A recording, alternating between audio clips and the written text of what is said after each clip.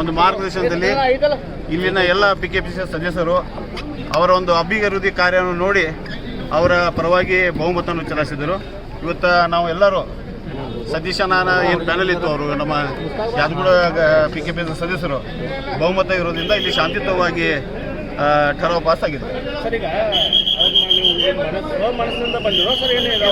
ಏನಿಲ್ಲ, ನಮ್ಮ ಸತೀಶನ ಅವರ ಅಭಿವೃದ್ಧಿ ಕಾರ್ಯವನ್ನು ಮೆಚ್ಚಿ ಸ್ವಇಚ್ಛೆಯಿಂದ ಅವರು ನಮ್ಮ ಕಡೆ ಬಂದಿದ್ದರು. ಸ್ವಇಚ್ಛೆಯಿಂದ ಬಂದಿದ್ದಾರೆ.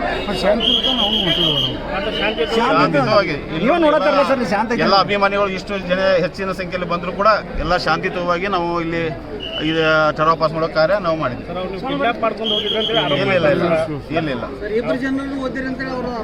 ಏನಿಲ್ಲ, ಸುಳ್ಳು ಆರೋಪ ಅದು. ಸ್ವ ಮನಸ್ಸಿಂದ ಬಂದರು. Okay, thank you.